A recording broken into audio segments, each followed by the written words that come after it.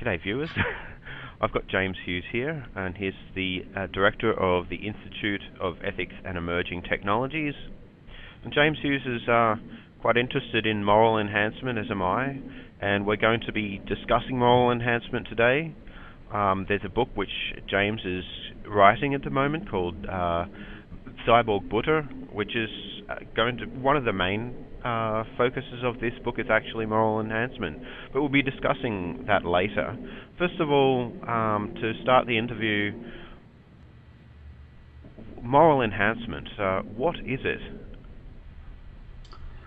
Well, that's a bit of a debate at the moment, because those of us who are talking about it have different conceptions of what it would involve. There are some who argue more for specific, the enhancement of specific moral sentiments, so in particular altruism or empathy, and others who argue more for the enhancement of moral cognition, and that their view of moral enhancement would not differ very much from cognitive enhancement discussions in general. And then I think my view, and those of some others, is a more complicated view that the idea of moral enhancement requires a more holistic approach to moral character and the different components that would need to be balanced in a project of moral enhancement. Excellent. Well, I mean, people may find the term quite alien, in fact, but in a sense, our brain chemicals affect what we do. We're not completely free agents that aren't bound by any sort of balance of chemistry in our nervous system. When we we make predictions about this naturally. We try not to be hungry when we go to the supermarket, so that we don't end up buying food that we don't really want later. So, and we make predictions about to increase the likelihood that we're going to end up in circumstances that we can either avoid doing things that we will regret later, or achieve circumstances that will be able to be more likely to act or behave in certain ways.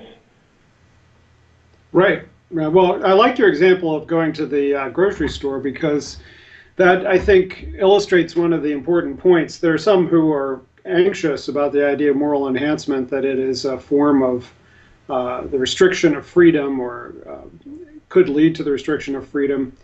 And I think that there are things that need to be talked about there. But in a very everyday sense, we already recognize the way that our chemistry affects our moral decision making throughout the day. And we are very conscious about making sure that we have the appropriate, well, some of us are more conscious than others, but we attempt to be conscious about the ways that our chemistry might affect our decision making, so that we can do that better. So some may be more conscious than others of the way that hunger might influence their decisions when they're shopping.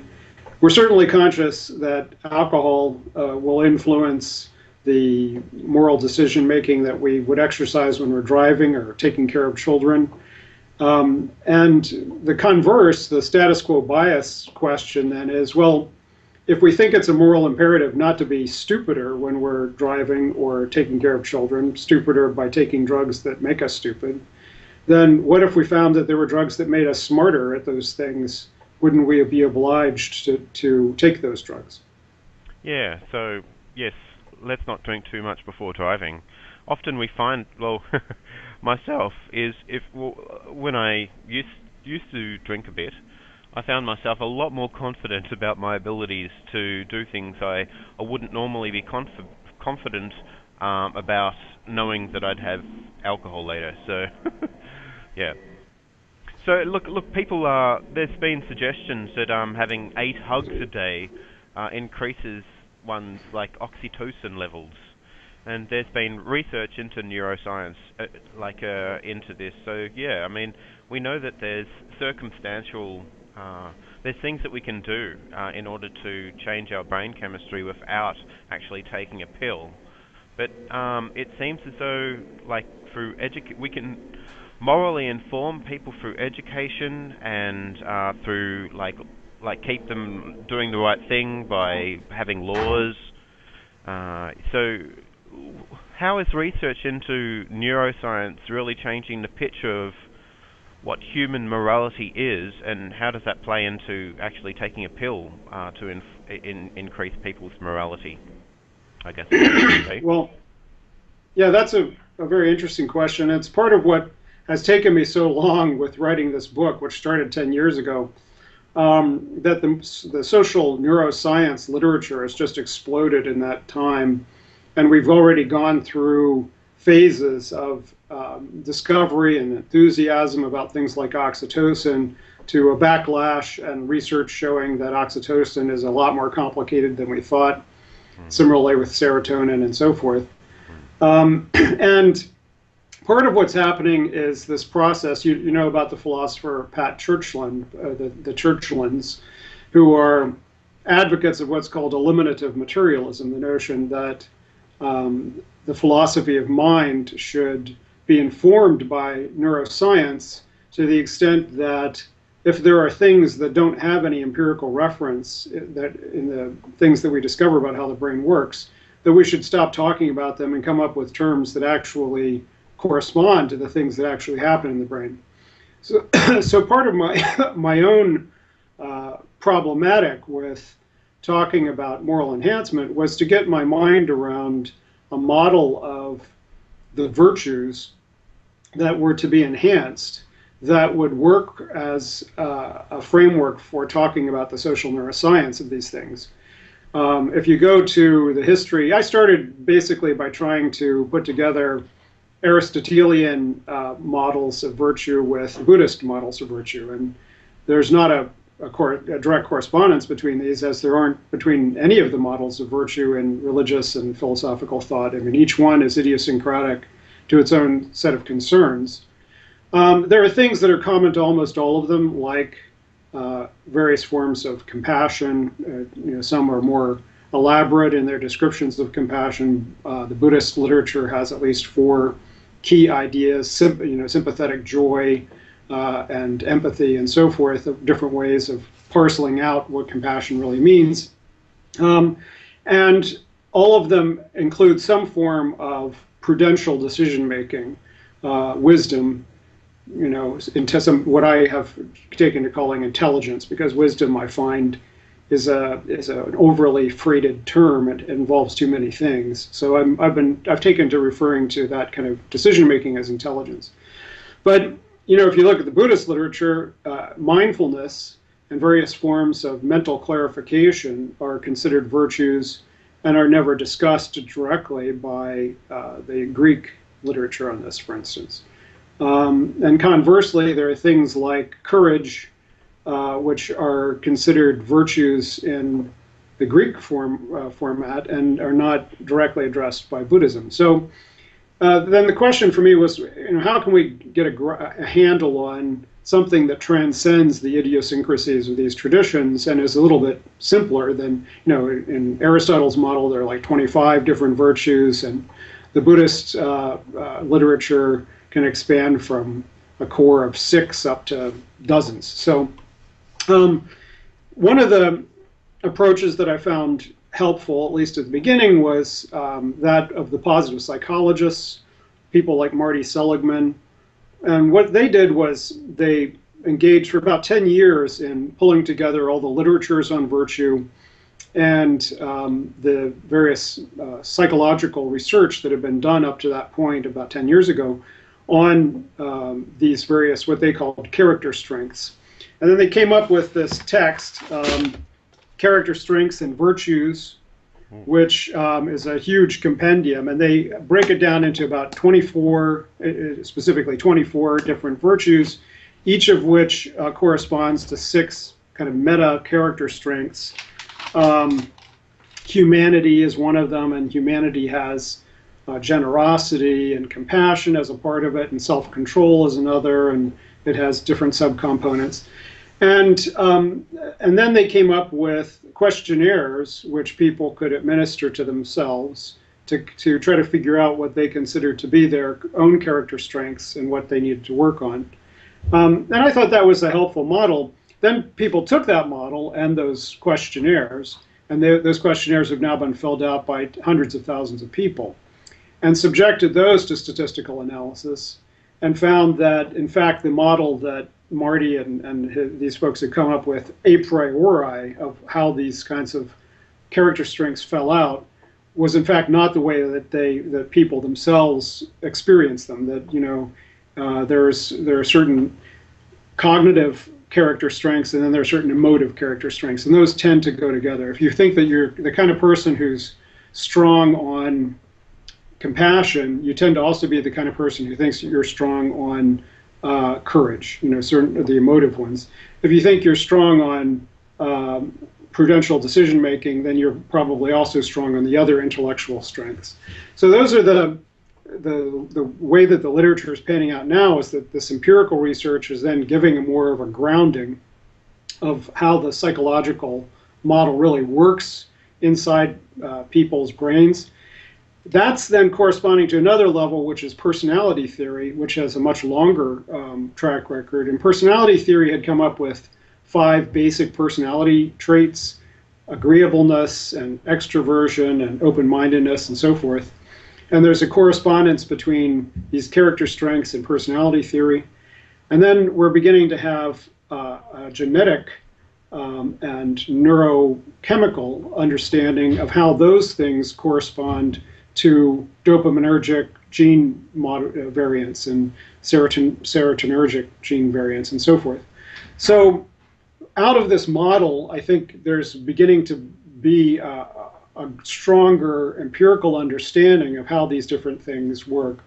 And when I break it down in terms of the cognitive and the emotional, that's one of the most basic understandings I think that's emerging, is that there are certain kinds of moral sentiments that we have that are rooted in greater or lesser emotional responses to situations and emotional intelligence, as it's referred to. And then there are the greater or lesser strength of our cognitive prefrontal cortex in relationship to these things. And a lot of what we're kind of trying to figure out now is some of the moral sentiments that we bring to the table are in fact not helpful in actually making moral decisions. And what we need is a balance of the intellectual with the moral, so that we can parse when the moral sentiments are attuned to what we really should be doing and when they're not. Interesting. So you mentioned before that like a lot of these moralities seem to fit quite well into virtue theory. There are other theories of ethics, like utilitarianism and deontological theory of a rule-based theory of like ethics. Now, you used to be like a card-carrying utilitarian, maybe, if that's the right description. But since you've not necessarily just dropped utilitarian, but also tried to incorporate virtue ethics into your model, is that a fair assessment? Oh yeah, absolutely. I mean, partly what was going on was that when I first started to engage with philosophy as a teenager, one of the first experiences I had was this summer seminar that I did with a bunch of other teenagers, and we read John Stuart Mill and Marx and Nietzsche and Freud, and spent a summer studying those things. And I became a consequentialist as a consequence of Mill, and tried to put that together with my Buddhism, and said, well, Buddhism is basically about alleviating the suffering of all sentient beings, therefore Buddhism is consequentialist. And that fit with a certain Mahayana understanding of Buddhism, which was that if you're a real bodhisattva, you can figure out when it's appropriate to kill people, when it's appropriate to break vows, and things like that. That you're not bound by ordinary morality, because the greatest good for the greatest number sometimes means breaking some eggs. Then I started to interact with Damien Keown, who was one of the greatest articulators of Buddhist ethics. And he was very convinced, he was a conservative former Catholic, and was very convinced that Buddhism was in fact more similar to Aristotelian virtue theory. And I mean, I don't hold a candle to his Buddhist scholarship, not least of which because I don't actually read or write Pali Sanskrit or Chinese or any of those languages. But, you know, we had a little bit of a back and forth about this when we did some things together. Wow. And I was basically resistant to the idea because I thought it was conservative. I thought that Buddhism couldn't possibly be as narrow-minded as virtue theory. Eventually, when I started to engage with this literature through the Cyborg Buddha book, I began to see that, in fact, Buddhist ethics incorporates both consequentialism and virtue theory. It's very obvious now to me that the initial starting point for Buddhist ethics is to say, you're suffering, the way for you to get out of your suffering is to first get a handle on the three gates, your thoughts, your speech, and your behavior, to entrain those things in ways which stop causing you and other people suffering in order to, you know, be more moral, to have some self-discipline, and to practice these higher virtues, these cognitive and meditative virtues as well. Through that practice of virtue, then you will become a better agent. You know, the part of that practice of virtue is now thinking about the welfare of all sentient beings. So you have to start thinking in consequentialist terms. And eventually, as you kind of purify your mental mistakes, you will begin to become a pure vehicle of serving the interests of all sentient beings. So you will become a better and better consequentialist. So in that sense, Buddhism you know, combines both virtue and consequentialism in its moral model. And then to complete the circle, you know, the only way to really do public policy ethics is to be a consequentialist.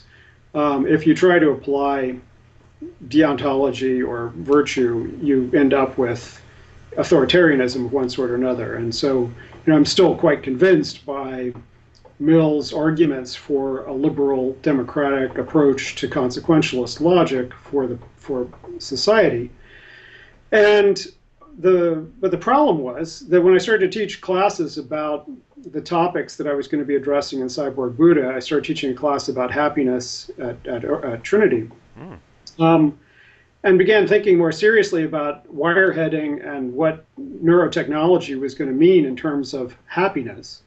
It became clear to me that that was a dead end. You know, that if we get where I think we're going to get relatively quickly in terms of the control of mood and experience, that any definition that's as facile as saying it's the greatest happiness for the greatest number will be meaningless in terms of trying to figure out what kind of society. You know, we know now that, you know, more egalitarian societies make you a little bit happier and things like that, but most of our happiness is determined neurochemically, and we have you know, about 50% of our happiness set point is determined at birth, and then we have these other processes in the brain that make us capable of adapting to any situation in life. So, you know, if it ends up that, you know, you could be just as happy lying in a gutter in a completely totalitarian society with a wire in your head as living in Sweden, then that's not really very terribly helpful as a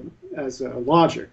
So what I began to be attracted to was this set of theories, or a theory that was developed by Amartya Sen and Martha Nussbaum and a growing coterie of international followers of theirs, called capability approach. And the capability approach says, look, we can still be consequentialist, we just have to not focus on happiness. We have to focus on a broader concept of what it means to have a good life, and what kinds of capabilities people have to have in order to have good lives. And part of those capabilities are defined in terms of things like an ability to play, to have humor, to enjoy the company of other people. A lot of this starts with a kind of disability, an engagement with disability theory, and say, you know, look, whether people are happier, you know, you can be happy as a disabled person, but we in general in society want people to have abilities and not be disabled. And so a consequentialist logic doesn't necessarily argue that you should be able to walk versus being not able to walk, but a capability theory does. Because whether you're happy or not walking it's better for people to have that kind of freedom. So, that brings it kind of full circle, because in that framework, virtues are in fact a form of freedom. Your capability of practicing, and people see virtue as a constraint, but actually it's a kind of skill that people can develop. The skill of being a fair person, or the skill of being an empathic person. And I think this is really important in how we frame the approach to a lot of questions. So, for instance, there's the debate over Asperger's and autism. And you could say, well, you could be just as happy with being an autistic person or having Asperger's syndrome. But the ability to understand other people's emotions and to engage socially with them is an important ability. So whether it makes you happier or not, we think that in general we should encourage a society in which people can experience empathy. So that's where that comes back all full circle and says, yes, to affect the greatest happiness for the greatest number for all beings really means to ensure that we have the broadest experience of these capabilities in society. Yeah, it's interesting. Well, John Stuart Mill has been criticised for being a bit wishy-washy. I'm not hearing you, Adam. John Stuart Mill, are you hearing me now? Let me see. How about you keep on talking, and I'll try and fix my... Is that speakers. Better? I see you coming through. Shall I use sign language instead? Is that better? You're... Shall I write my questions? Oh, you've got it? Yeah. Oh, you got it. Right. Okay. All right. Good. Fantastic. So you've just improved the virtues of your computer by turning on my audio. Fantastic. That's right. My computer's no happier, but it's more enabled. Yeah, that's true. That's true. So, like, John Stuart Mill has been criticised for being a little bit wishy-washy about his definitions between higher forms of happiness and lower forms of happiness. But I think the basic form's pretty useful in order to bring up at this time. Like, I think he said something like, how do you compare, like, the happiness of a pig languishing in the mud to the happiness of, like, a philosopher like Plato, or whoever it was, Aristotle's. So how do you? I mean, like, is the happiness derived from, like, a warehouse full of bunnies injected with endorphins compared to, like, a young budding, flourishing philosopher at university? Well, you're pointing to the fact that Mill was already moving away from the Benthamite calculus, which Bentham was the one who would have argued that if shooting up heroin made you happy, then that's what you should do. And Mill was saying, no, really shooting up heroin is less good than reading a good book. And he was willing to put his thumb on the scale on behalf of higher pleasures. And that was a tip of the hat, without acknowledging it directly, to Aristotelian virtue kind of concepts. Nussbaum is much more direct about it. She says, look, the capabilities theory unifies virtue and consequentialism in this overall model. So yes, I mean, I was, when I was a Millite, or a more direct Millite, I certainly was aware that there was this thumb on the scales. How you justified it, though, in terms of John Stuart Mill, he just said, I'm going to do it, and he never really justified it. There was never really any explanation about why certain things were considered better pleasures than others. That was just intuitive. I think being explicitly virtue-oriented makes it much clearer about what you're going on about. Interesting. Okay. Well, it's all very, very good to be moral, but why? Why should we be moral? I mean, what's the difference between today, the importance of being moral today, and the importance of being moral in, like, a small tribe in the African savannas? So, why is morality important today? Well, I don't have a good answer to the meta-ethics question. The meta-ethics question is, why should, how can we validate any system of morality or ethics?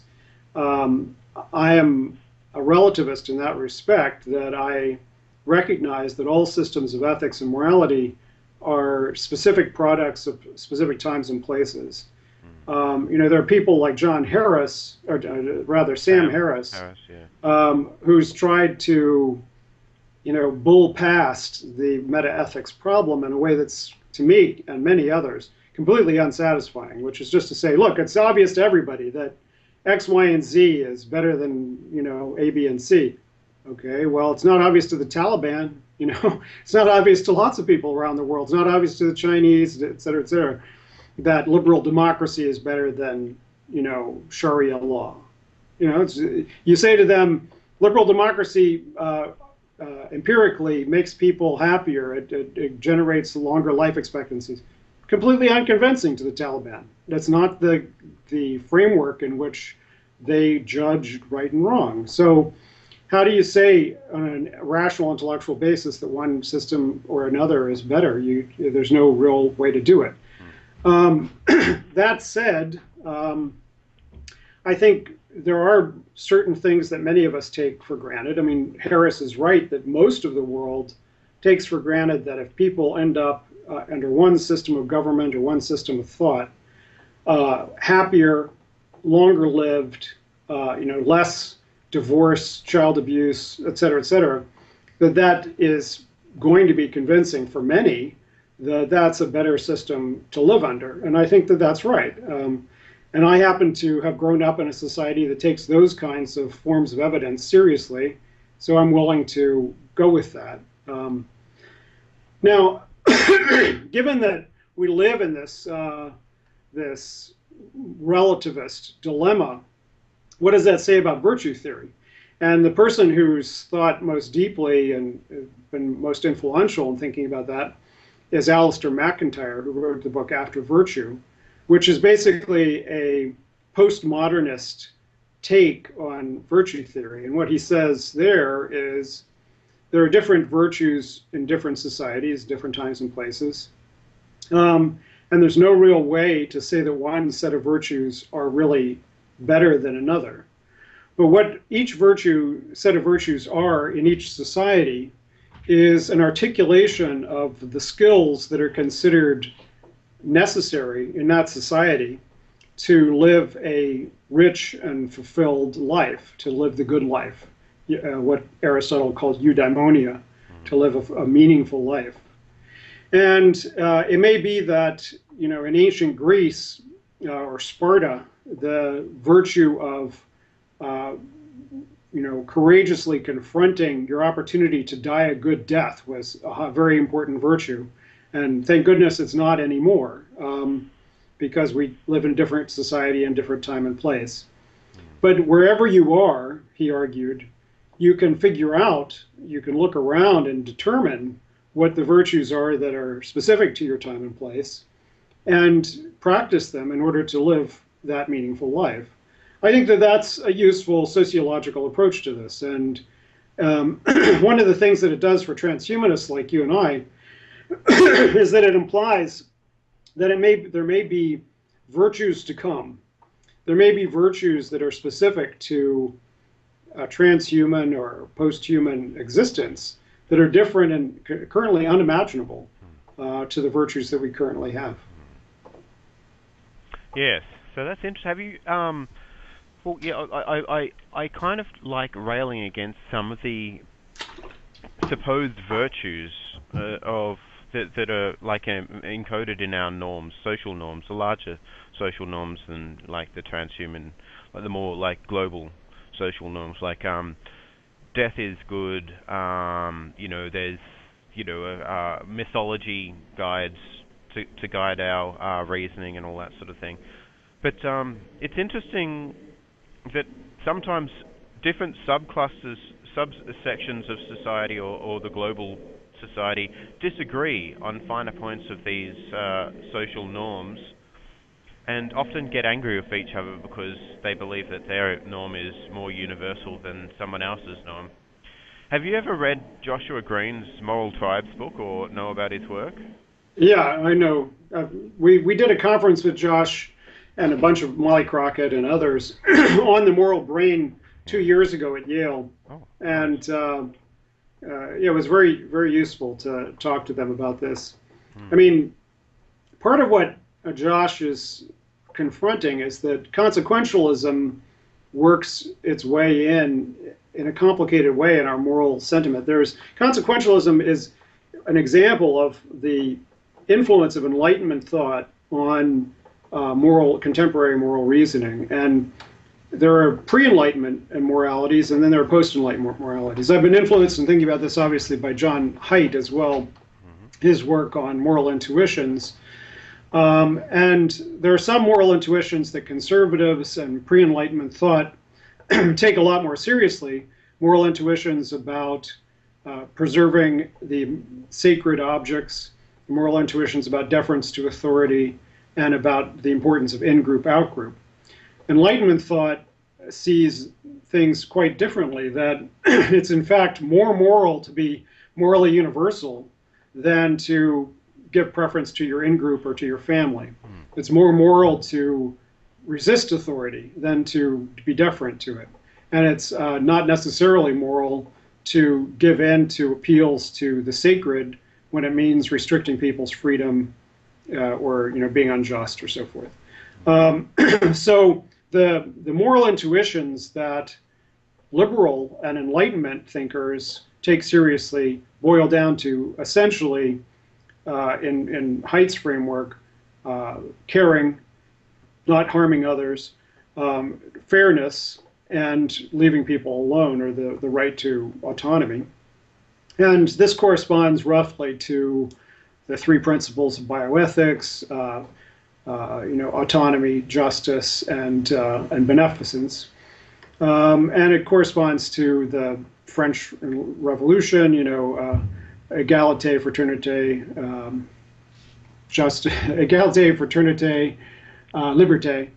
And so, these basic principles were more core to Enlightenment thought. So what happens is that those of us who have stronger cortical control of our moral sentiment and cognition, when something bubbles up out of our amygdala and says, "Oh my God, two dudes kissing, that's terrible," those of us who have more cortical control, we tell it to shut up. We say, "Amygdala, that doesn't make any difference.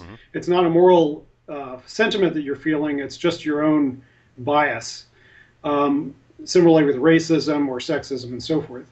But it can be even more complicated because we have moral sentiments about fairness. So there's a study that just came out that looked at bargaining games. So one of the bargaining games that examines this is when you give, you have two people in a setting and you give one person in that setting $10 and you say, look, you can split this $10 with the other person any way you want.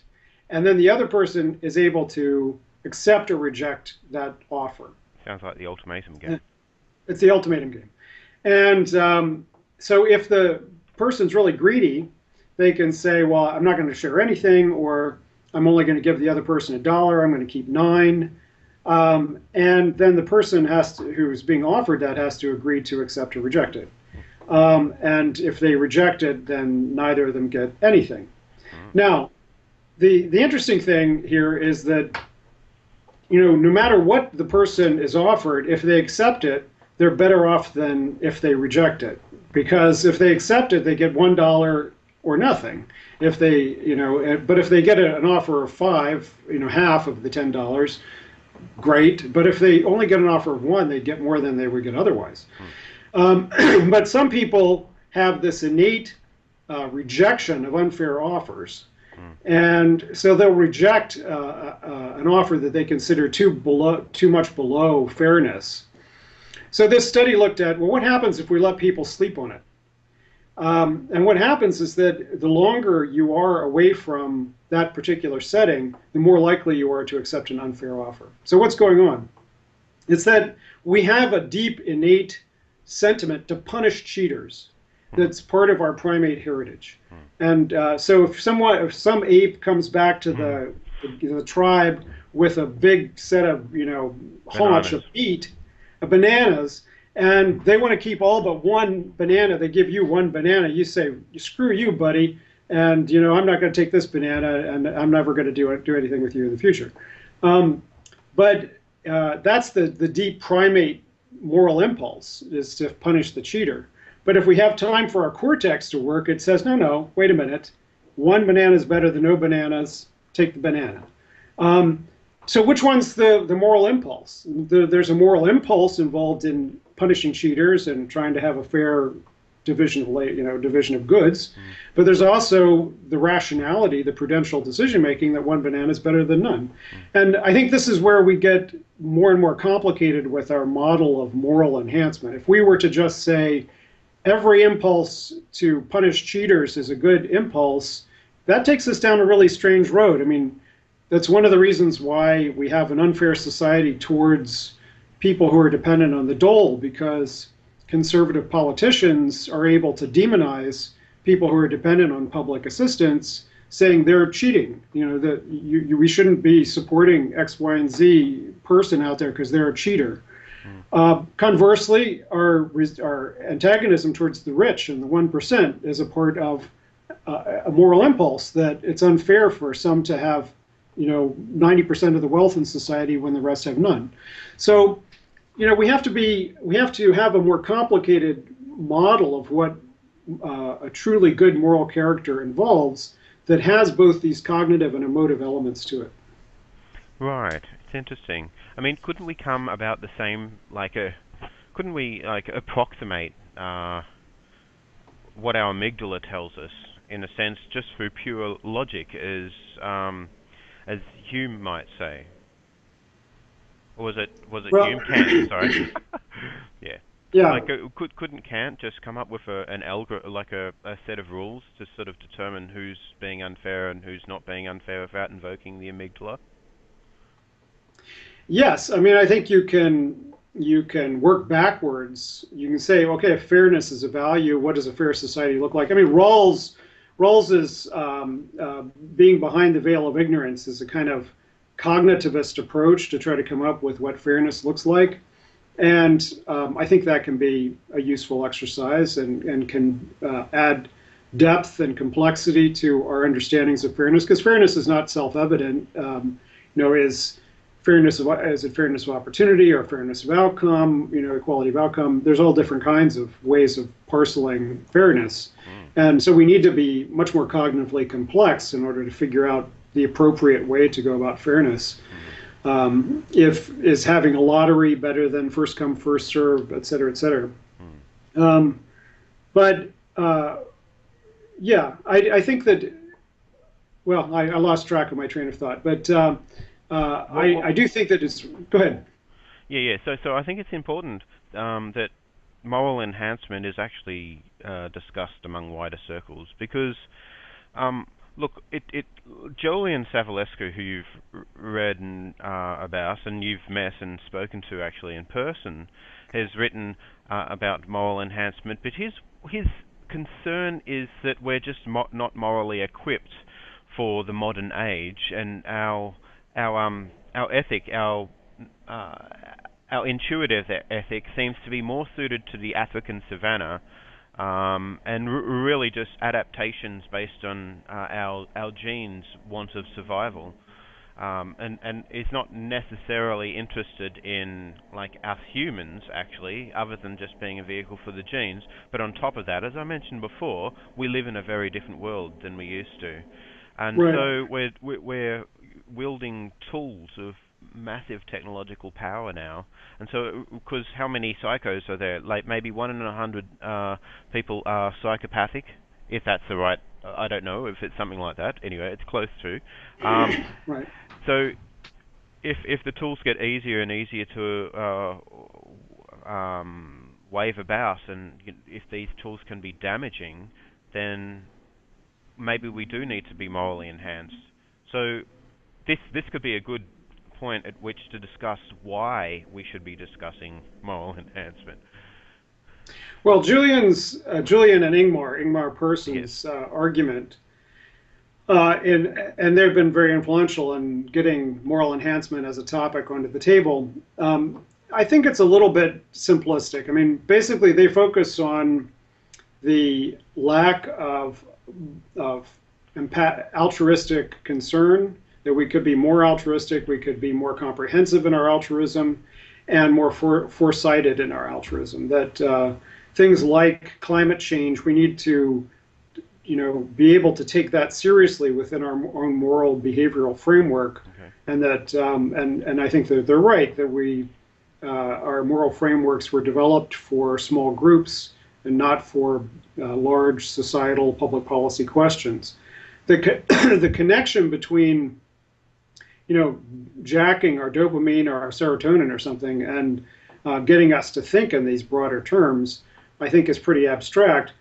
And that's where John Harris, who's been one of their principal interlocutors on this topic, John has basically argued that the real focus should be on cognitive enhancement, because it's only cognitive enhancement that will get people thinking in these broader terms and making moral decisions, regardless of what moral sentiments they bring to the table.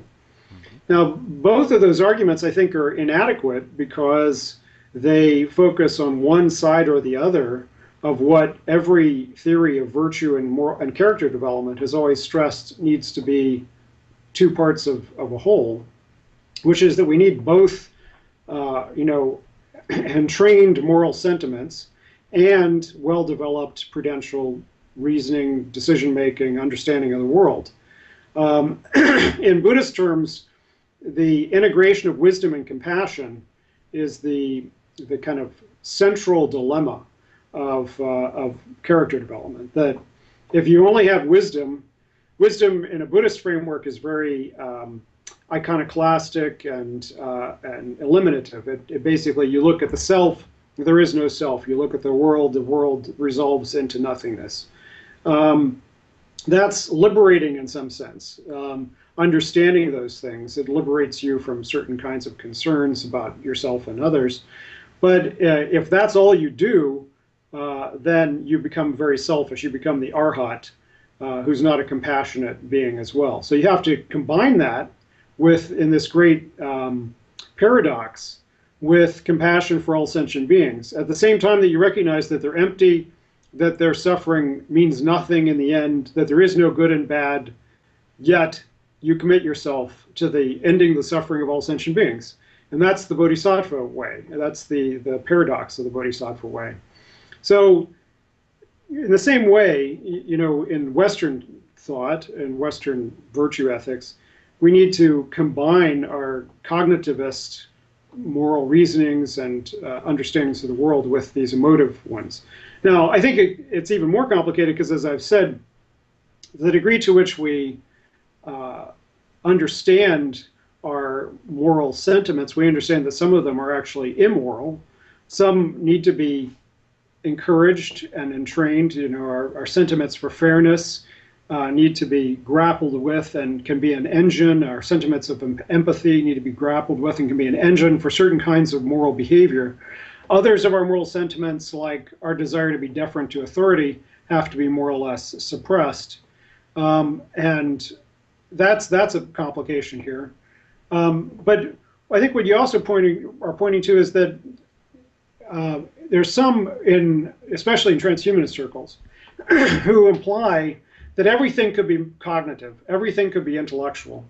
And I think that that's a problematic view, because when you look at the work of, for instance, Antonio Damasio, where he's looked at people who have a severing of the relationship between their amygdala and their cortex, that without emotive drivers in our human personality, intellect and cognition is without what it doesn't work.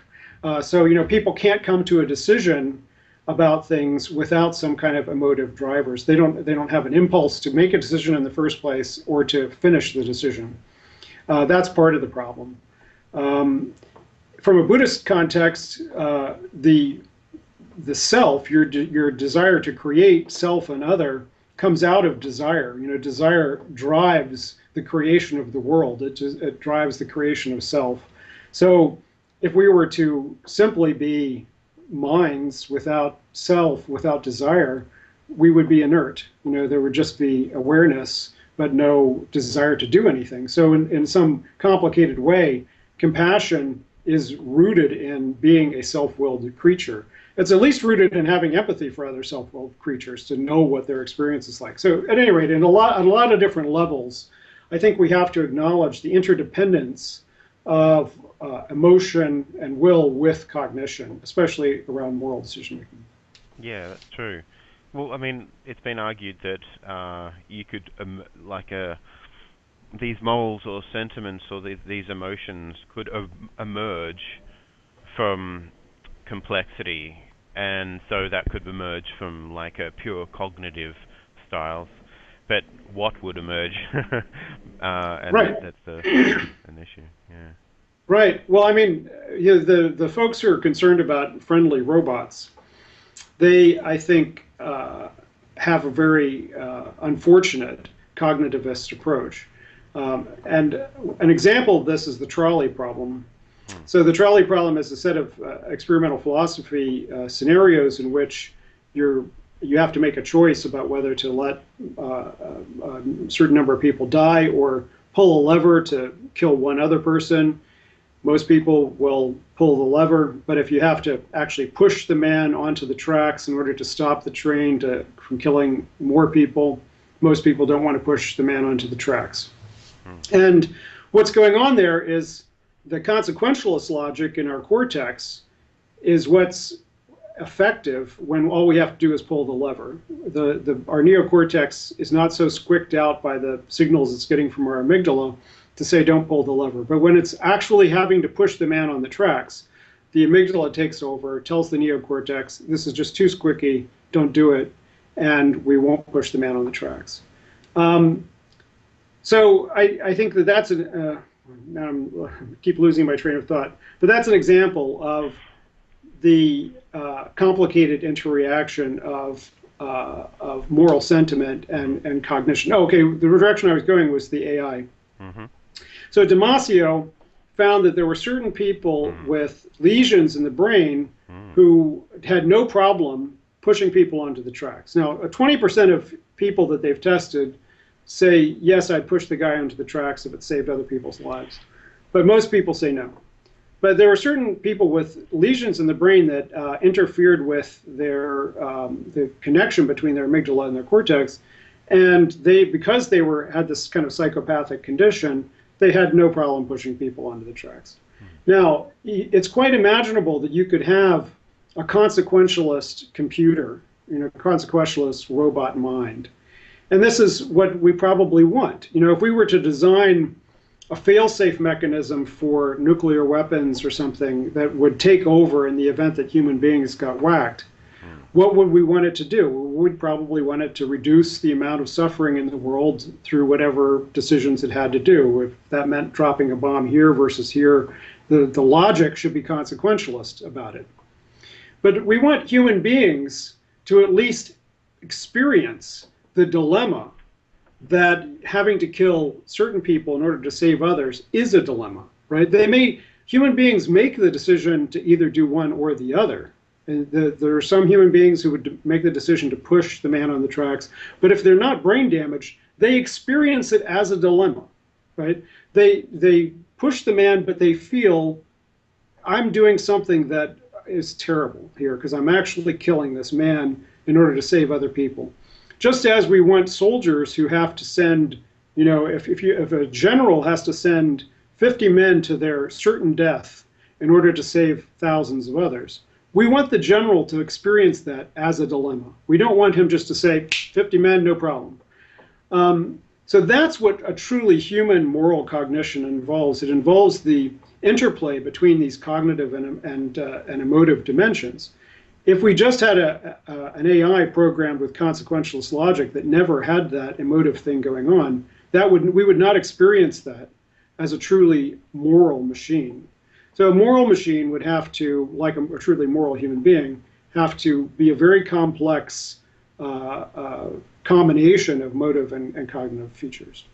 That's interesting. So you suggesting that you can't be moral without experiencing it from a human or some sort of biological point of view. of agent-oriented self-interest or community interest or empathy? Do you mean empathy or? Well, empathy is part of it. Yeah, I mean the empathy in the sense that it's not just empathy though. It's also the feeling of disgust about having to kill someone with your own hands. This is the reason why physicians feel differently about pulling the plug on someone who's on life support versus giving them a lethal injection. From a purely consequentialist point of view, those are exactly the same behaviors. You pull the plug, they die. You give them a lethal injection, they die. But from the experience of being a physician, giving someone a lethal injection is murder when pulling the plug is not. So, I'm not saying that the emotive aspect of that always leads to the right conclusion. Often it doesn't. Right. But we would experience post-humans or robots or whatever who carried out a simple-minded, Asimov's law or consequentialist logic or whatever, a simple-minded approach to moral programming and moral decision-making without the complexity of true human moral decision-making would be experienced as something truly horrific often. I mean, if you think about the movie I, Robot was terrible, but it gestured, at least in one direction, at some of the things that Asimov was trying to get at, which is that if you just tell a robot, do what's good for human beings, it may be that locking us all up and taking away our freedom is what's good for us. And so in order to have a truly complicated understanding of what's good for us, you can't just have this simple-minded approach. Yeah. So you mentioned the doctrine of double effect, or you alluded to it, in a sense that somebody is less likely to push somebody off a bridge in order to stop a carriage from killing 5 people than somebody who is just willing to flip a switch. Okay? Right. So as long as it sounds like or it feels like what you're doing is just generating a side effect which is causing a good thing in the world by harming someone else, and that's better than actually you directly affecting that action of hurting someone to help more people. So, like you mentioned before about hospitals, if there was a button doctors could press to harvest somebody walking into a hospital to save 5 others, then they're more likely to do that than actually go and cut them up themselves. Well, one of the reasons why we don't harvest very many I don't know about Australia now, but in the United States, lots of people sign organ donation cards, but we don't harvest a fraction of the organs that we could because doctors and nurses actually have to go and talk to the next of kin and get their permission, even though the card's been signed. They don't have to, but they do. And that's a much harder conversation. If we just went with the organ donation card and had it automatic, you said you're going to give your organs are going to be given. We never talk to the family members. Right. That would be very straightforward. But because of the moral complexity, the emotional complexity of trying to get consent from a family member, it doesn't often happen. Now, the flip side of what I'm talking about can be applied to war, which is that it's a hell of a lot easier to be a drone pilot sitting in Nevada controlling a drone in Afghanistan and killing people without ever seeing them on the ground, just knowing that they're there, than to actually walk into the midst of a battlefield and shoot people in the face. Is it better or worse to do one or the other? I think my thinking about the morality of war is that it's not the technology in general, it's the morality of the war itself. But I think it probably is easier to drop a bomb on people from 50,000 feet or to hit them with a drone than it is to shoot them in the head. That's interesting. Yeah. So I mean, like in the African savannah, it was very hard to kill someone without actually getting in close proximity. If we wanted to kill somebody in a neighboring tribe, we'd have to see their faces up close often, We'd have to see the screaming children, the women trying to run away, right? And that would probably invoke quite a severe amount of disgust even in warlike societies. Well, that said, obviously for hundreds of thousands of years we had no problem beating each other over the head raping their women and murdering their children. Well, So I wouldn't say we had no problem, to be honest. I mean, sure it went a lot. It went on a lot more, I guess, than it does today. statistically than it does today. That's for sure. I'll agree there. Yeah. Yeah, but there is a difference. I mean, we're using technology as an interface between the actual agent and the killing machine, that which actually makes the killing possible. There's another side to the coin. If the agent is actually in the midst of the battle and is dangerous, like it is in danger, like the soldier, then they're likely to make decisions based on emotional reactions, and we know that decisions made on emotional reactions don't always work out for the best. So somebody Right. who's afraid of, getting mobbed, for instance, may just shoot a whole bunch of people, just in case, like some sort of, what's it called? Reciprocating, but in advance. Like, yeah, Hmm. if you know what I mean. Anticipatory. Yeah. Yeah. Well, that's the flip side of the equation, certainly, which is Ron Arkin makes this argument on behalf of military robotics, which is that soldiers often get carried away and make mistakes in those environments, where they are so fearful day in and day out in Iraq or Afghanistan, and then some kid comes along with a rock and they shoot them just because they think that they might be, carrying a bomb or whatever. And his argument is that if we were to program robots with Geneva Convention rules of engagement, that it would be much less likely that robots would make those kinds of mistakes than human beings. They might make mistakes of trying to figure out who's a real threat and who's not, certain kinds of pattern recognition mistakes, but they wouldn't get carried away by emotions. So the flip side is that yes, maybe we don't want soldiers who are emotive. Maybe we want them to be purely cognitive in the battlefield. Hmm. Yeah, look, I don't know where I fall. I don't know if I fall on one particular side or the other. I think there's benefits to having both cognitive styles there. But yeah, I'm definitely open to more research on the subject.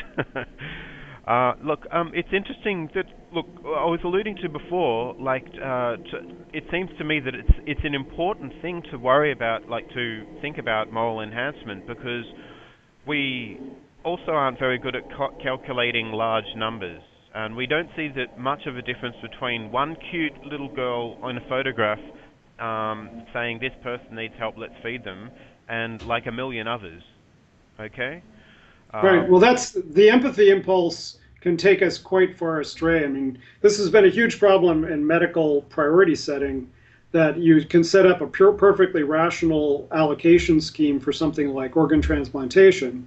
And then you get one 8-year-old who needs a liver transplant, but who's not otherwise high on the scale, and everybody freaks out because of the rule of rescue, that here's this tangible human being who's going to be screwed by this system of allocation. What are we going to do for this one human being? And that's that kind of empathy-driven ethics often screws up perfectly legitimate consequentialist logics in ways that are unfortunate. yeah, that's true. And Julian Savulescu, as you mentioned before, has argued that we don't have the well, I'm not sure if it's just the intelligence that is arguing we don't have the intelligence to be able to work out the numbers to discern which is the best moral path to take in terms of prioritizing funding to research or combating climate change or this, that, and the other. So, yeah, have you got any thoughts on like how to then prioritize our finance or our funding and our efforts, our physical and mental efforts in order to make a better world in the future? And can we improve that through moral enhancement with a pill?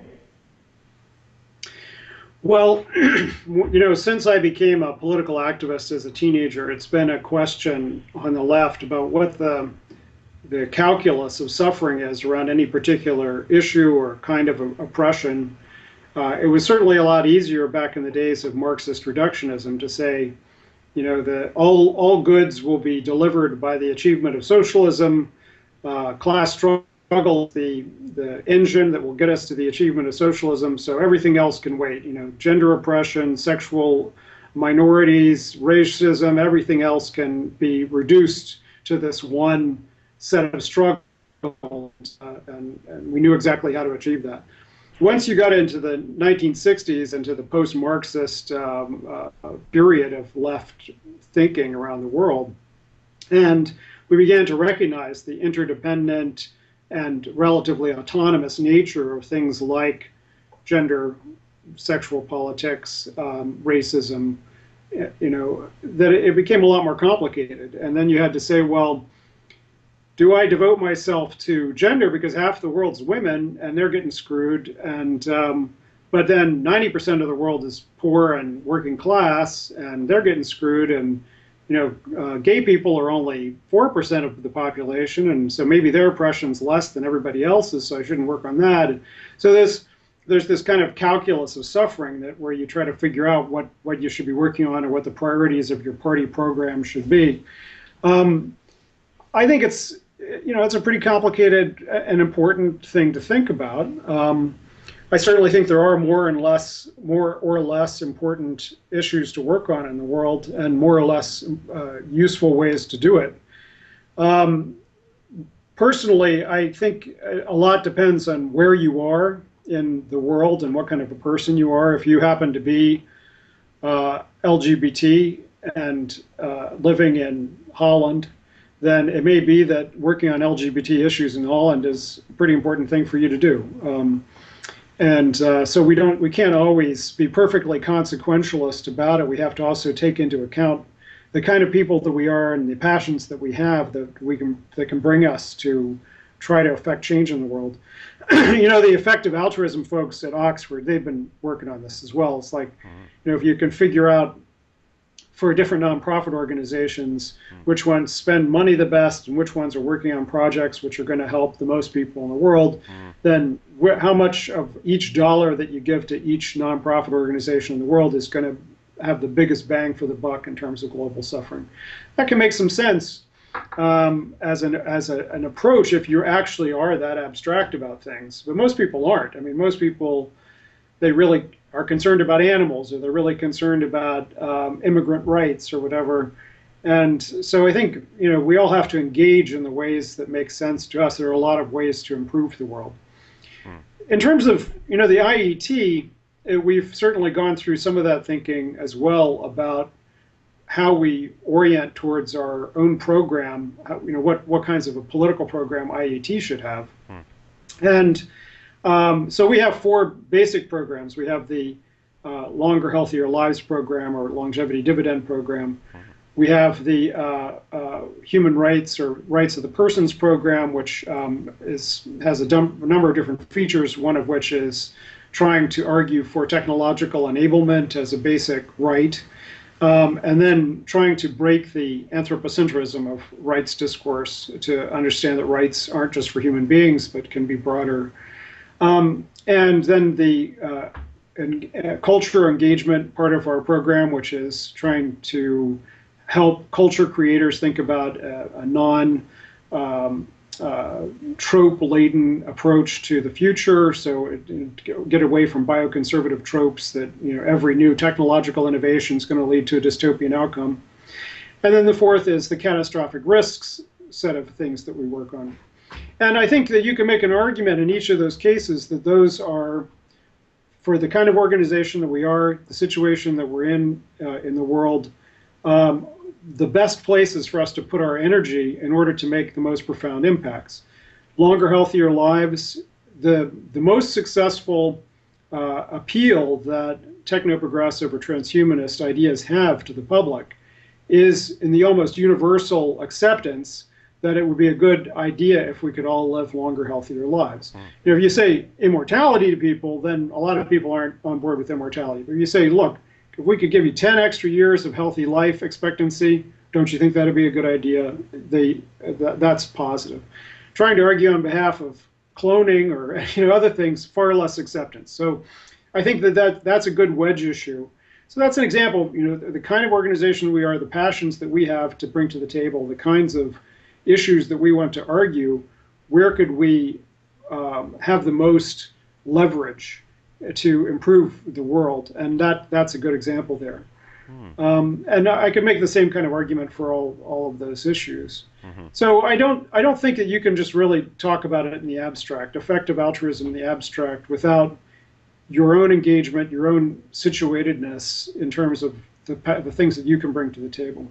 Okay, so in terms of moral enhancement, where does IET stand on technological intervention in terms of like a transhuman approach to moral enhancement, which could include drug research and development, and taking a pill in order to become more moral, or even like app-based research into like what kind of like iPhone apps or Android apps or what kind of cybernetic implants we can engage in order to make us more moral and more able to make decisions that'll impact us and bring about a better future. Well, the IET as an organization really doesn't have a strong position on moral enhancement. It's something that we, those of us who are concerned about the Cyborg Buddha project, which is basically George Dvorsky and Michael Latore and myself, who have been pounding this drum for the last 8 years, we, I think, generally are on board with the idea that neurotechnologies will facilitate our moral behavior and our spiritual experience.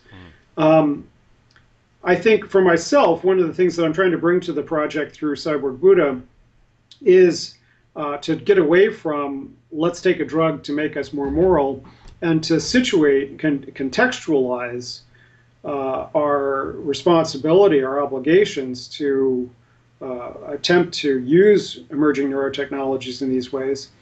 In the larger literature that shows that social changes and behavioral changes already can make a huge influence on improving our moral decision making and our moral cognition. So an example is with mindfulness, obviously practicing mindfulness meditation, having a society that doesn't, making certain decisions about the kind of life that you lead so that you get enough sleep and you don't constantly distract yourself with social media and television and all the other things that you make conscious decisions about how to consume the various digital distractions that are available. Those are as important or more important than having access to stimulant medications, which certainly enhance the experience of mindfulness for many, and are probably necessary for some to have any kind of handle on mindfulness. But if at the same time they're taking those stimulant meds and partying all night and drinking and doing all these other things that distract from their mindfulness, then it doesn't really work. So I think we need to have a more comprehensive approach to character development around each of these questions. What it means to be, fairness. The literature now shows that inequalities of wealth and power in society lead to a general erosion of a sense that society is fair. And when people don't believe that they live in a fair society, they have less moral compulsion to be fair themselves. And the wealthy in situations of wealth and power, even in relatively egalitarian situations, they are less fair. They have less concern and empathy for the less poor, the more poor and powerless. So we have to understand that the society that we live in frames the values that are going to be important and has a direct influence on the moral cognitions of the people within them. So we need to change, need to have a program about changing society as a part of moral enhancement at the same time that we give people the tools to control their own brains and behavior.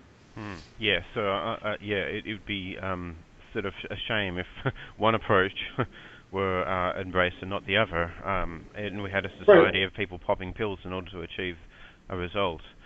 Right, and that's something that the transhumanist folks are particularly prone towards, is the techno-fix approach to things. It's like, because very few of them, in the public policy sphere, very few transhumanists have thought seriously about what public policies need to go along with the technologies that we promote.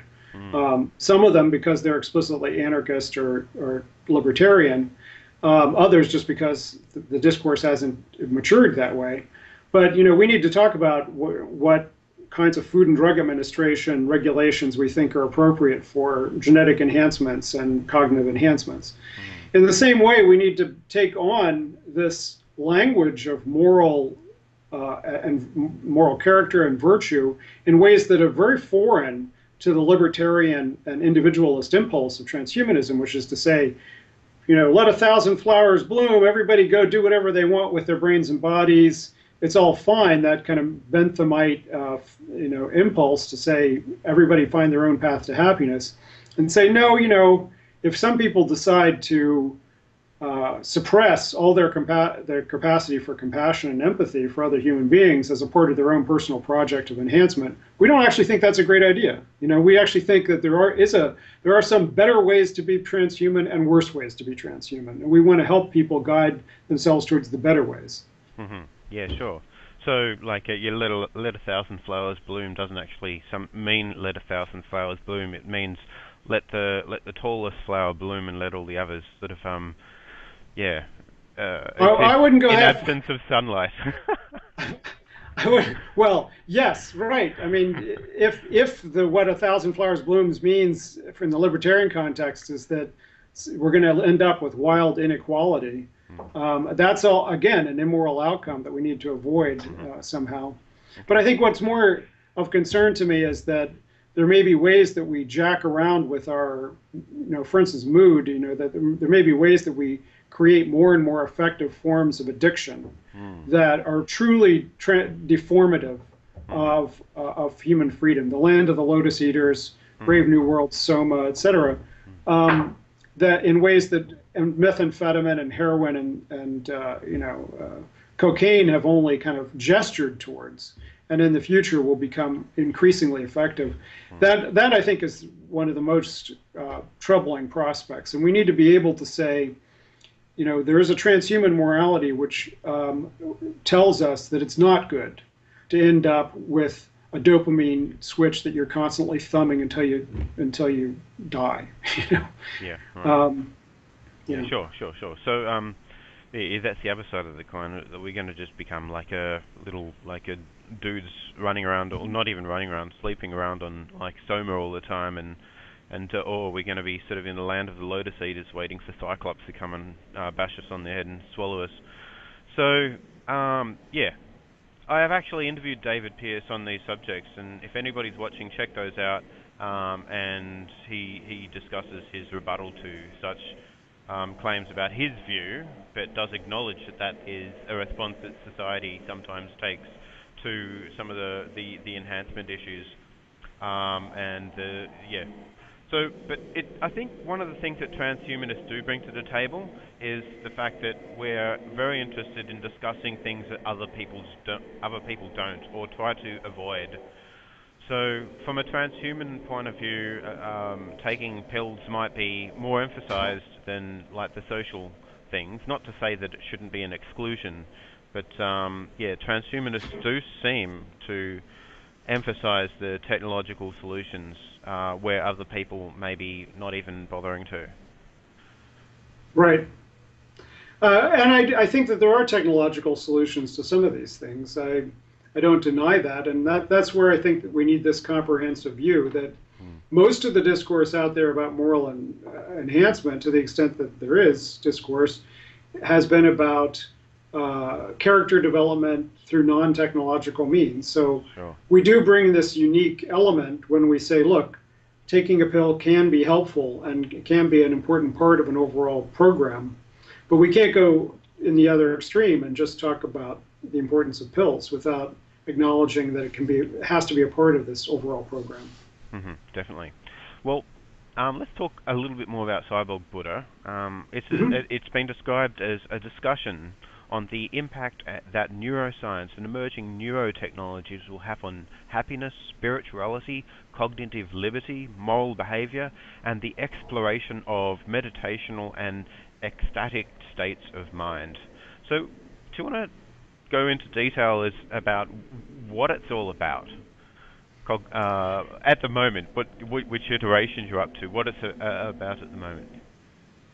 Well, it's structured around 10 chapters. It starts with a discussion of this happiness dilemma, where I've been teaching this course on happiness, and do a quick review of some of the happiness literature, the happiness set point, the prospect that there may be different kinds of happiness. I'm trying to grapple with David Pearce's project, and say that for the most part, the bell curve of happiness that we see in human beings today in society, if we were to push most people up into the second standard deviation of happiness, it would be beneficial.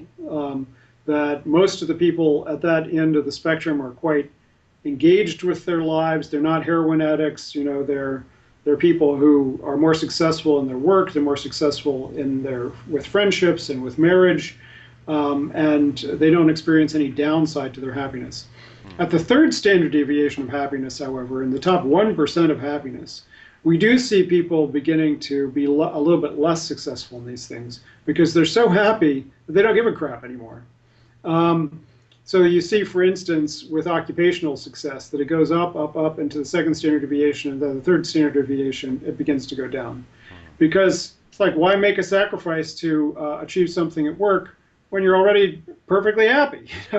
So now you could argue that would be good for society, that a lot of that kind of striving is in fact dysfunctional and bad for the ecology and so forth, and that may be true.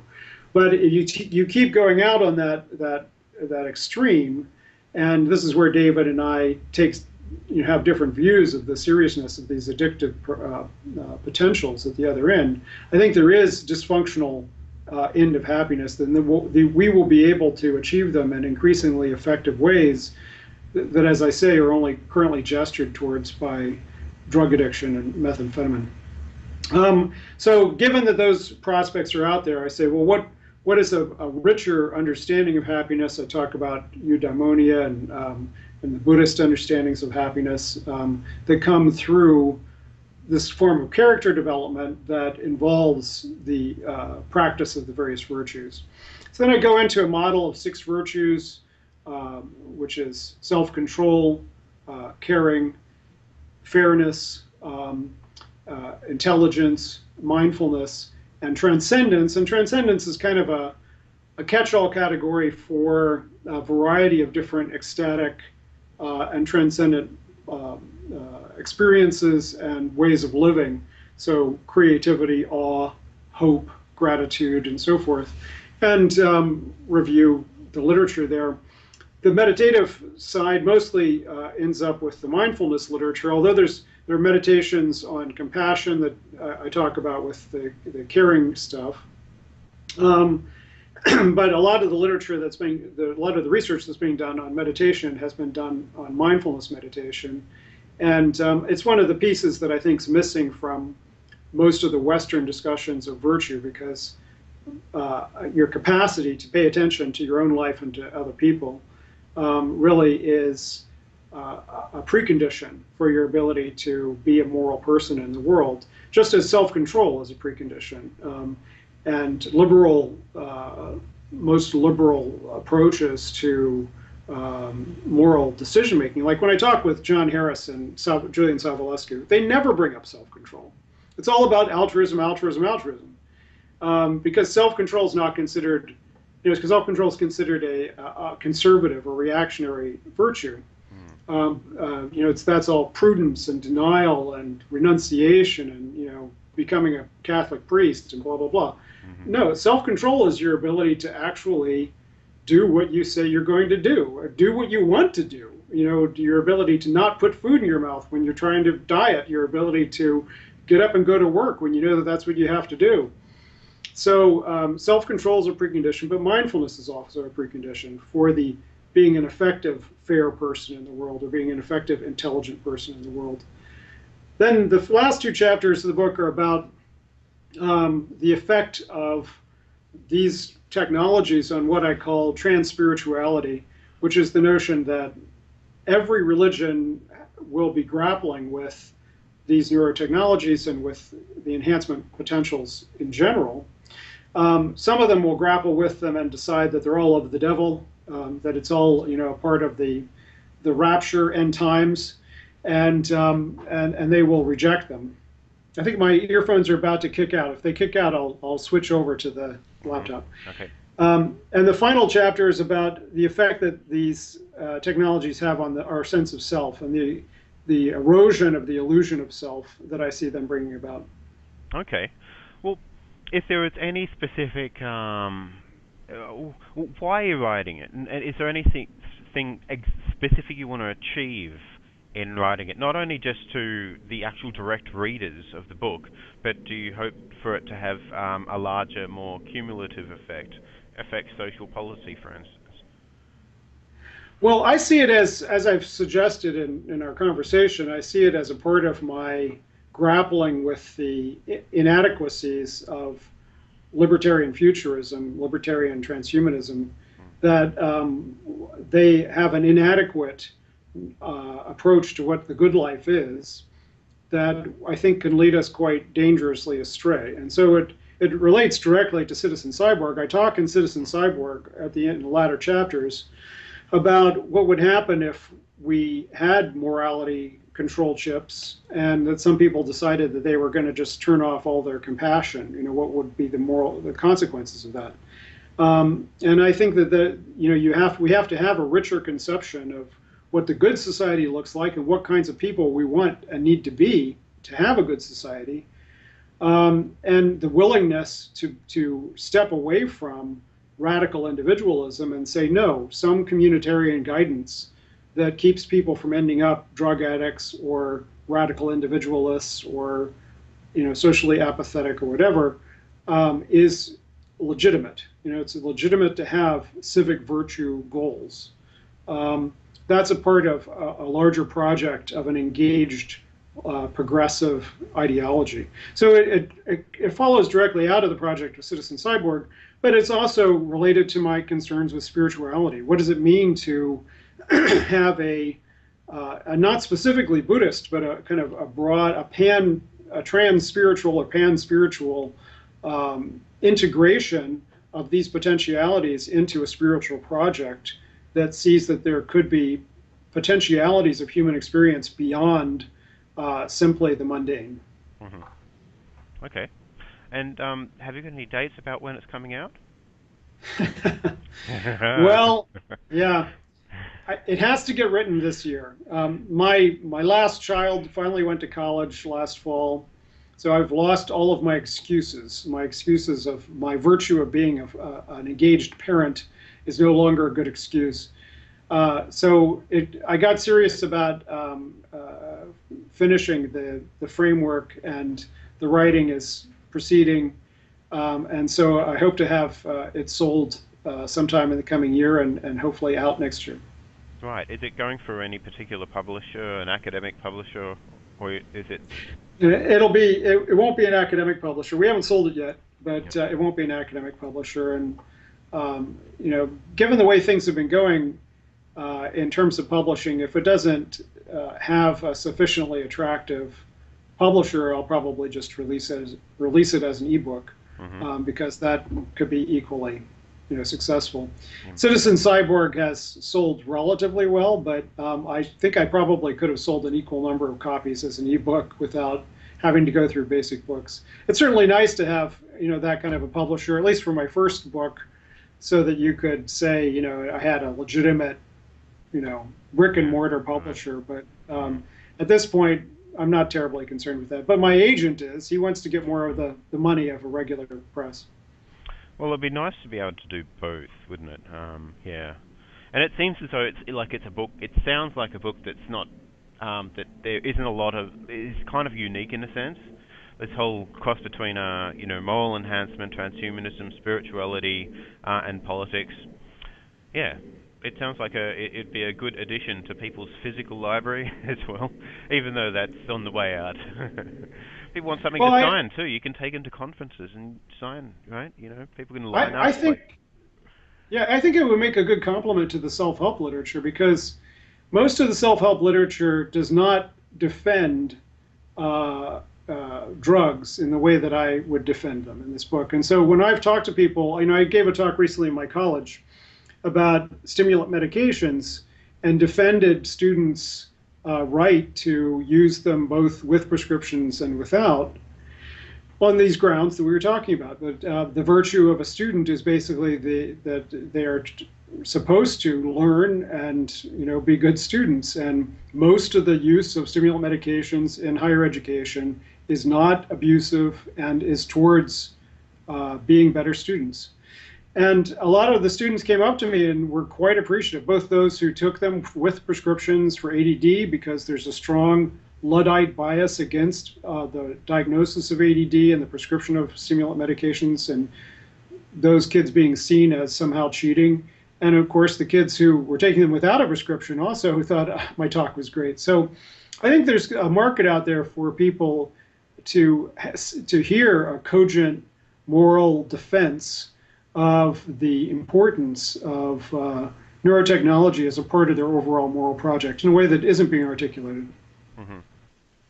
Okay, so well, Len, then what do you? Who should be making decisions about these things? Look, it's all good and well to think that everybody's going to be informed enough to make appropriate decisions, right? If people are educated and people have read through the issues, and you're probably going to help by bringing this book out, but at the end of the day, who should then be making decisions about what we do with moral enhancement, whether about the subtleties and how we research, where we apply funding, and what laws we constitute in order to reduce the effects of abuse and side effects of moral enhancements, and whether we are really fit for society without them.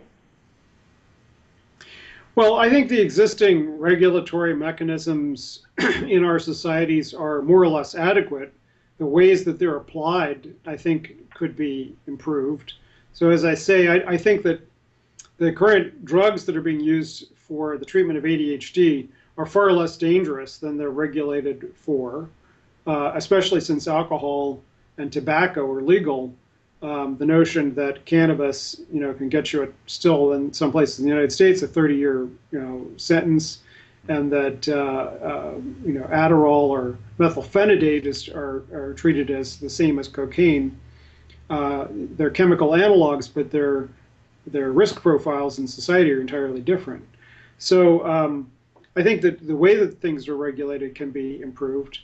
I still think we're probably going to need laws to interdict dangerous addictive drugs, and we certainly will need a Food and Drug Administration to ensure the safety and efficacy of drugs. But how those regulations get put in place around these things, we don't have a good regulatory approach anywhere yet towards enhancement, because most of our public policy still relies on the unfortunate distinction between therapy and enhancement. And that's true of all the way from basic research, trying to get funding for a project to look at genetic enhancement or cognitive enhancement versus a therapeutic application. You can't get the research money for that. And then to try to get it through the Food and Drug Administration, and then to try to get insurance to pay for it, it has to be applicable to some model of disability or disease. So we come up with, mild cognitive impairment. So if I were to try to go to my doctor and get a prescription for modafinil, I would have to either be, suffering from excessive daytime sleepiness or narcolepsy or something like that. I'd have to come up with a disease that he had to treat, instead of me just saying, I want to be more effective in my life, and modafinil helps.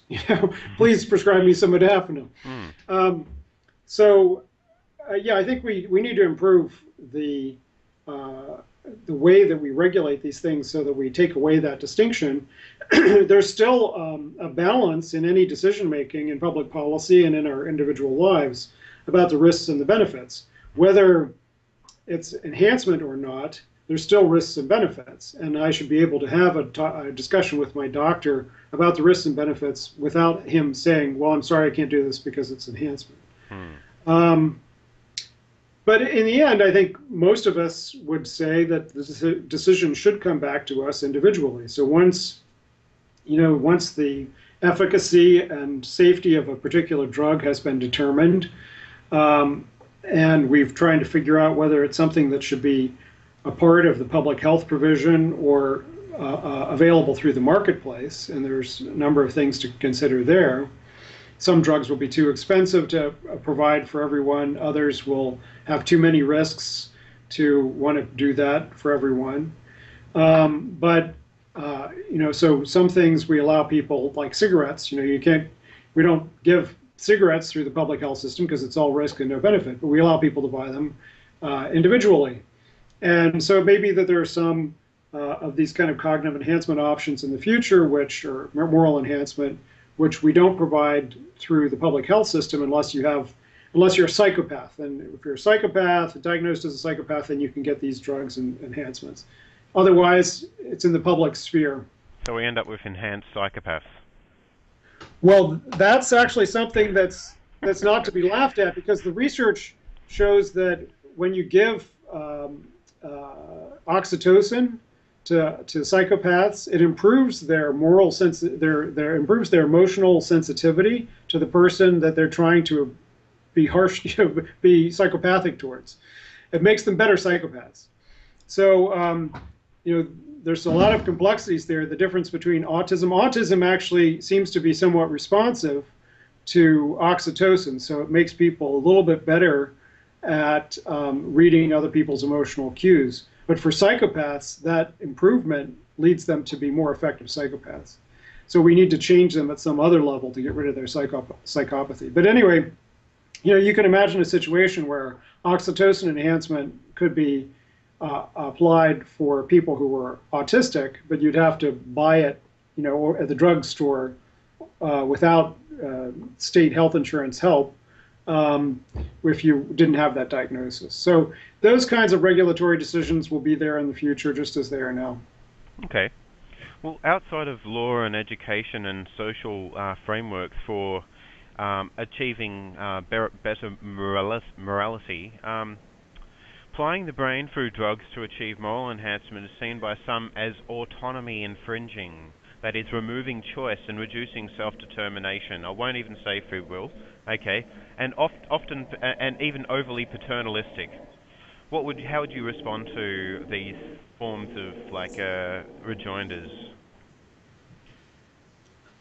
Well, again, I think that we want as much as possible for these decisions to be made by individuals, but I'm not going to shy away from, as I've already articulated, that a part of this project is to come up with a social understanding that we need social moral constraints and social moral agreements about what the good life should be that guide how we encourage or discourage the use of neurotechnologies. That we don't want people to go in some directions, and we do want them to go more in other directions. So yes, there is a communitarian aspect to the project that I envision for moral enhancement, as there is for Savulescu, and John Harris is a little bit more individualistic about it, but most of us who are interested in moral enhancement understand that there's a communitarian dimension to it. It's not simply about individuals improving their own moral enhancement. But another aspect of this that I think has to be grappled with is that the application of moral enhancement won't just be to psychopathy and autism and excessive violent behavior. It's also going to be in a criminal context. So the criminal rehabilitation will be transformed by these technological possibilities. Already we have, the mandatory psychiatric treatment for people who are criminally insane, judged to be criminally insane, who have committed crimes and have psychiatric problems. And increasingly we have the option of testosterone suppression for people who have been convicted of sex crimes, and that appears to significantly reduce their recidivism. So, with those as models, going forward, as we understand that many people who end up in the criminal justice system have impaired executive function, impaired self-control, impaired cognitive abilities, impaired empathy. There are many of these kinds of cognitive impairments that predispose them to end up in a criminal justice system. So the degree to which we can treat and repair these cognitive deficits will help us with criminal rehabilitation.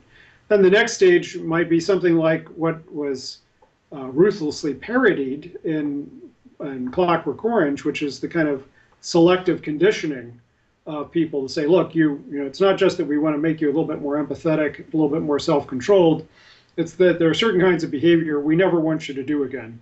And there may be certain ways, just as we put ankle bracelets on people to make sure that they don't go in certain places or leave their house or whatever when they're released into the community, we might be able to put certain kinds of mental shackles on people. And that's where, the Soviet psychiatric system was a horror show, because people who were, thought criminals were being diagnosed as psychiatric cases and being subjected to all the tools of psychiatry in order to treat their thought criminality. And so that's where we do need to be constantly on guard against the application of neurotechnology to enforce neuroconformity. So, should every skinhead be picked up and treated for their extreme xenophobia? Should every sexually abusive boss be treated for their lack of sexual self-control in the workplace? Or is that going to be an extreme of neuro-authoritarianism that we don't want to go down? That's interesting. So there's been a lot of sort of movies and popular media about approaches to, I guess, even pharmaceutically informing our behavior. And Limitless is another one. You mentioned Clockwork Orange, but Limitless is another very popular movie that often people like to cite in reference to cognitive enhancement, and not necessarily, and some of the possible pitfalls of cognitive enhancement causing people to become more psychopaths than they normally would be. But it's a really interesting movie. And so, look, we're often primed about, like, we have a lot of situational primes. We use psychology to prime us situationally in order to affect the way we work in the world.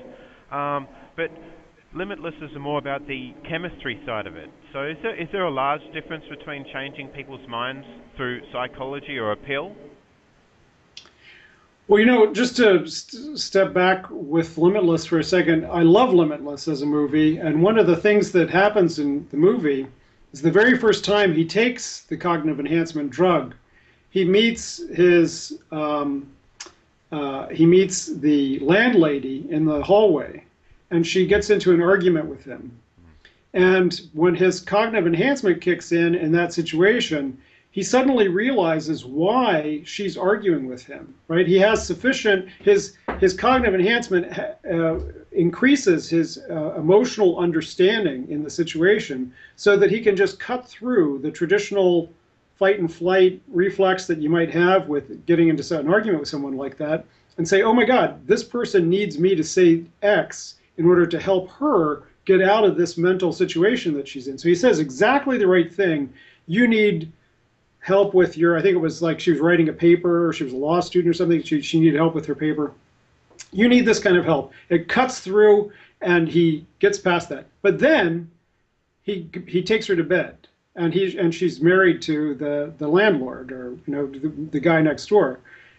So the next thing that happens is that his cognitive enhancement is wedded to his primate urge to bed this woman, and he's able to use his greater cognitive ability to do something immoral, which is, take her to bed.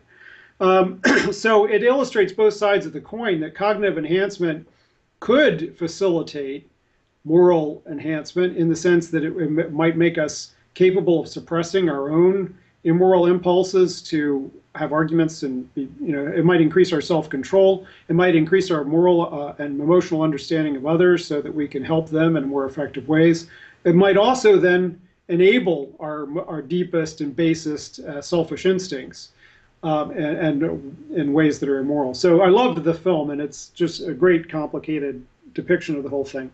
So I'm sorry, what did you think that Limitless applied to? Well, I was just asking you, like, there's a couple of questions that fell out of that. Should we be making, is there much of a difference between biasing the likelihood of making us more moral through psychology or through chemistry, through manipulating our internal chemistry? And then the other question was, is there a large difference between changing people's mind through psychology or getting them to take a pill? And then there's another one, but it's not related. Well, I think you answered your own question, that every time we change people's minds through an argument or through manipulating their psychology, we are changing their neurochemistry. And so I don't see a big difference, no. Well, how are movies like Limitless and such, Clockwork Orange, shaping the public perception of intellectual and moral enhancement drugs? I think they're shaping it profoundly. I mean, it goes all the way back to Dr. Jekyll and Mr. Hyde, right? The potential that, the potential that these drugs might have to, or the research in this way might have to both unleash our basest and our best natures. This is one of the reasons why the IET has focused so much attention on this engagement with culture creators, because I think it's important for us to point out and critique simple-minded approaches. The Dr. Jekyll, Mr. Hyde's a particularly simple-minded approach. It's not a complex evocation of something like Limitless, where you could see in one scene both things happening. You could see, the compassion and the selfishness in one character. That's a much better depiction than Dr. Jekyll, Mr. Hyde. I mean, Frankenstein doesn't tell us what to do with organ transplantation. Brave New World doesn't tell us what to do with reproductive technologies or mood modification or anything. They tend to be one-dimensional approaches. So what we need is increasingly sophisticated, complex visions of the future in which the full negative and positive potentials of technological innovation and their social implications are depicted. Definitely. Yeah. Okay. Well, let's end by discussing what you're hopeful with regard to moral enhancement, and also what you're pessimistic about with regard to the near-term and medium-term futures. The long-term is a bit speculative, but you can discuss that as well if you like. Well, I think what I'm most enthusiastic about is, in fact, long-term, because the stage that we're at now is we're just trying to figure out what the levers are. It's like having, trying to figure out the sound control for a symphony, and determining that, there's a certain range of frequencies where we could control the violins, and there's a certain range of frequencies where we could control the bass drums. And what happens if we push this all the way up, and what happens if we push this all the way down? And we're so far away at this point from understanding that, when you're recording the symphony, you have to have the levers in this set of positions here, and then later you should push them all in this set of positions here, and then we might be able to even automate that. So what I imagine is that at some point in the future, we would have all the sliders for mindfulness and creativity and self-control and everything in place in our brain, and have the nanoneural technology to actually make that a real thing. And then say, look, when I'm going to work in the morning, I need to turn up my self-control slider, my conscientiousness slider, maybe tamp down some of my spontaneity, some of my sense of awe, all those things. When I go out in the evening, I can turn up my spontaneity, turn down my self-control. Those are appropriate situations to do that in. When I go to my meditation retreat, I can turn these things up and turn these things down. Those are the kinds of detailed understanding of our own moral psychology and control of our own moral psychology that I hope we eventually get to. Right now, we just kind of blindly do that by drinking coffee in the morning and alcohol in the evening, or meditating at certain times, not others. But eventually, it will become this much richer set of tools that we will have access to. Okay. And is there anything pessimistic that you're not looking forward to with regard to moral enhancement? As I say, do you want a cop inside your head?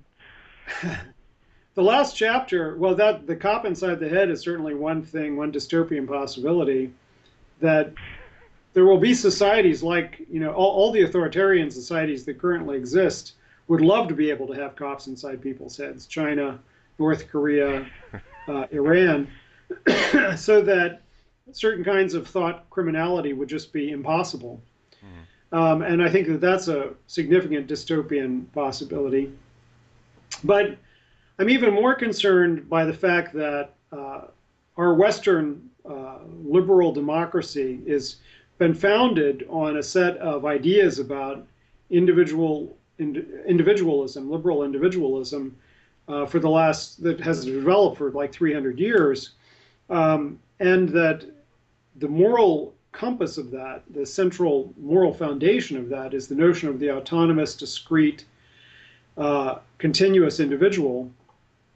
And that as these neurotechnologies become more and more accessible, that illusion of which I do believe it's illusory. Our whole foundation of our Western liberal thought is founded on this illusion.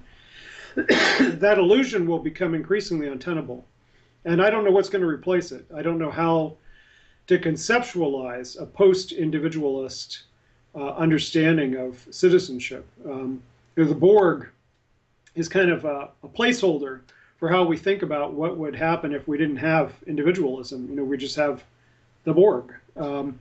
And so what would it mean? For instance, we look at advanced directives in medicine, and this advanced directives is basically an elaborate fiction. You could sit down as a healthy 30 or 40-year-old person and say, when I'm 65 and I'm bonked on the head and I can't make decisions for myself and I might end up with Alzheimer's or dementia or permanently gorked out on drugs, what will be in my best interests? And that somehow the thoughts that you have about that as a healthy 40-year-old person should be binding on the gorked out person in the bed.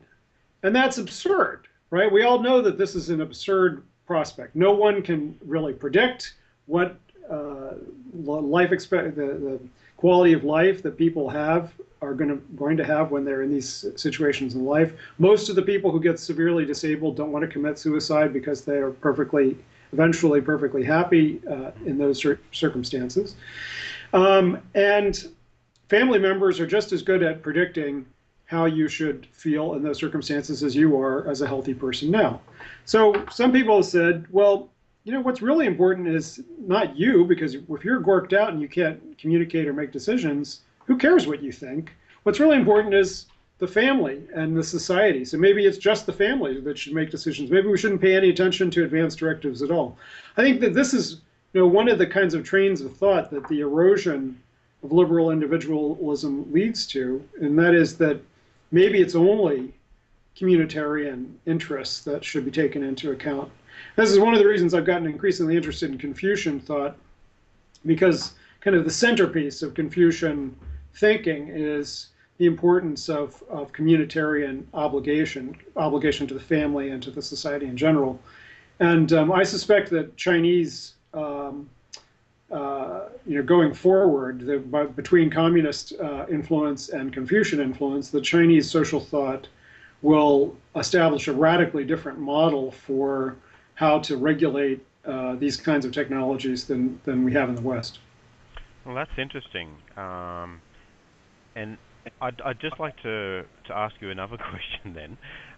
Have you heard of John Smart's idea of a digital symbiont or a digital twin? Actually, he calls it a digital twin in sense that he takes seriously the idea that our devices are going to get very intelligent and will be able to offload some of our decision making, some of the deep querying about, like, for instance, our preference might be to choose the dolphin-friendly tuna over the non-dolphin-friendly tuna, or choose the coffee that subsidizes the people in third world countries a lot better and a lot more fairly. So with our applications, and not just the pills that we're taking, how will our applications affect our moral decision making? And because it's a networked thing, because, like, these applications will be hugely networked and everybody may have access to them, how will that actually play out? That seems like it's to a lot of people, a plausible future. A lot of serious futurists, that's a plausible future. We'll have these intelligent devices, and, like the Borg, we'll be sort of plugging into them in a sense.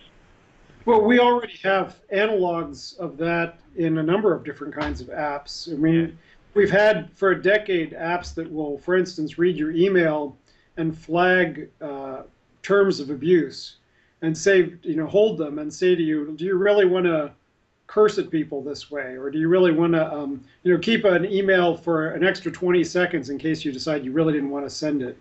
So those have been around for a long time. Apps that kind of look over your shoulder and help you make more moral decisions. We have apps to cut people off from the internet for a certain number of hours every day so that they can have uninterrupted time to think. And that's a kind of automated form of self-control. So, for the book that Russell Blackford's coming out with... Humanity Enhanced, yeah. Yeah. Well, no, for Intelligence Unbound. This edited. Humanity Enhanced is his book. Yeah. Intelligence Unbound is the book that he edited. I've got an essay in there, in fact, about the application of apps to all these different kinds of moral enhancement. And this is a step towards the vision that I have of how this would play out with nanoneural enhancement that I was gesturing to before, which is that, to the degree to which we can begin to use our exocortex as a part of our moral enhancement framework, eventually that's going to migrate in. And we're going to be able to, have our what would Jesus do, or what would Sharia say, or what would John Stuart Mill say, directly tied into our moral cognition through nanoneural technology. Wow, sounds like a awesome but actually frightening prospect to have these sort of things infringe in our in our brains, but maybe we'll end up being more free because of it. Maybe, like a lot of our cognitive load, we could offload onto these sort of exocortexes, or the ones that actually migrate inside our head. I'm kind of looking forward to it. Well, it's interesting you say that it's a vision of not being free, because that's common. It's precisely the question is, are we free if we don't have that kind of self-control? Wouldn't we be more free if we mastered ourselves? I mean, the Dhammapada is one of the shortest and most succinct expressions of Buddhist ideas, and it says in the Dhammapada 1,000 different ways, the truly free person is the one who has mastered themselves. So having again, I worry about an authoritarian version of this, neuro-authoritarianism in a Chinese or North Korean or whatever context, where these kinds of things are forced on people and enforced, enforced by the police state. But to the degree to which we are raised in a society that has a certain moral code, and we have the freedom to choose and to apply to ourselves that moral code, I don't think that makes us less free. I think it makes us more free in a sense. Yeah, definitely. As long as we don't end up with dictators in our head, or a cop in the head. Right. And distinguishing between, that's going to be the problem, is distinguishing between, for those who are radically nonconformist in any society, no matter how voluntary the conformity of everyone else is, it can appear a neuro-authoritarianism. I mean, I think that's one of the dilemmas, that if you were, if you're a skinhead in a future society in which racism is considered absolutely unacceptable, it's going to feel like you're living in an authoritarian society. So what? But if you're a person who believes in freedom of expression living in a future North Korea, so how do we distinguish between the two? I think that's going to be the dilemma, how we figure that out. Yeah, that's a good point. Well, it's been a wonderful interview. I'm going to split it up into two. Okay. Starting with the Cyborg Buddha as part of the second section, I think. Yeah. But yeah, it's been wonderful again. I'm looking forward to your new book, Cyborg Buddha, and I really do hope it does come out this year. Me And too. yeah, if you need anybody to proofread it, let me know. Okay. Thanks.